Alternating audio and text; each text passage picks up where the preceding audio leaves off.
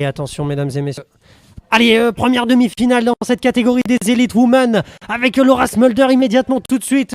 La Hollandaise qui prendre la meilleure option et ainsi prendre l'avantage de cette demi-finale. Chloé Benetruy était bien, mais elle est pour l'instant en troisième position puisque c'est Mathilde Doudou, la demoiselle de Sarian, et qui est maintenant à la deuxième position. Et il y a Tessa Martinez. Il y a Tessa Martinez qui est revenue prendre à l'instant même la troisième position. La mi-parcours a été passé et c'est donc Doudou en deuxième position, Smulders en tête et Martinez à la troisième position. Virage et dernière ligne droite. Il va rester une place qualificative. Et Manon Valentino, qui faisait figure de favorite, en tout cas qui faisait partie des favorites, est éliminée et restera en demi-finale puisque c'est bien Laura Smulder qui va s'imposer devant Mathilde Doudou à la deuxième position, Tessa Martin à la troisième place et Chloé Benetruy, la byzantine, prendra la quatrième place.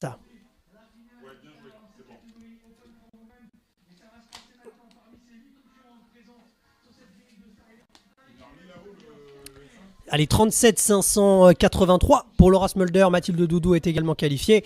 Tessa Martinez et Chloé Benetruy prennent également leur ticket pour la finale. Deuxième demi-finale, Merel Smulders, Camille Maire, Axel Eden, la championne de France, Marianne Beltrando, Charlotte Moreau, Mathilde Bernard, Jodie Vim et Capucine Favre.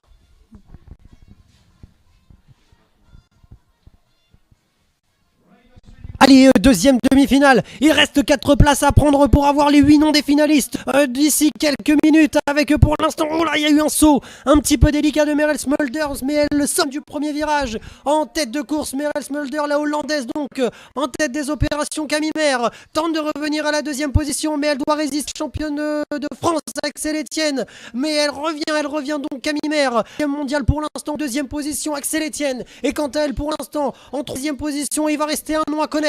Et c'est Mathilde Bernard pour le moment, la demoiselle de Pernod-les-Fontaines, qui va se qualifier en prenant donc une quatrième place à moins que Marianne Beltrando de Rennes. Et c'est ce qui va se passer puisqu'elle va passer. Marianne Beltrando va prendre une quatrième position et ainsi se qualifier en finale. Et Mathilde Bernard est éliminée sur le fil puisqu'elle avait vu qu'il y a seulement 9 dixièmes d'écart entre les deux, ce qui est minime.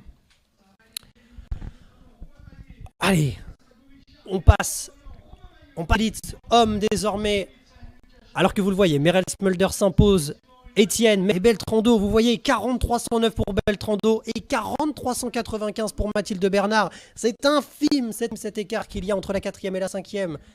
Première demi-finale des élites hommes, Romain Maillet, Mathis Rago-Richard, Léo Garroyan, Romain Mailleux, Jérémy Rancurel, Tatiane Huitsan, Lucas Chapon et Léo Louapre.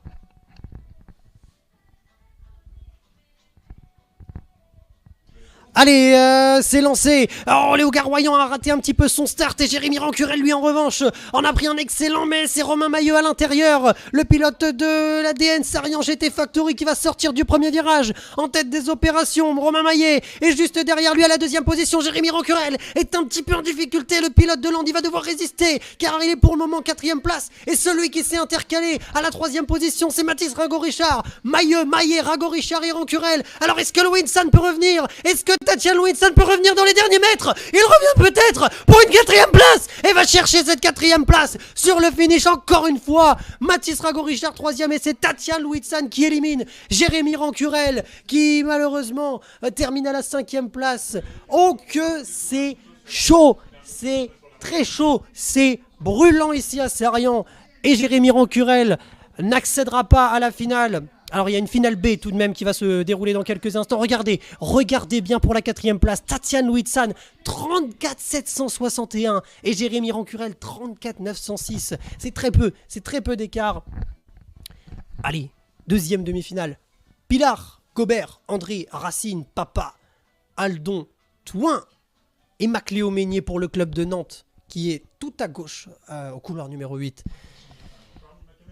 Allez. 4 dernières places à prendre. Attention.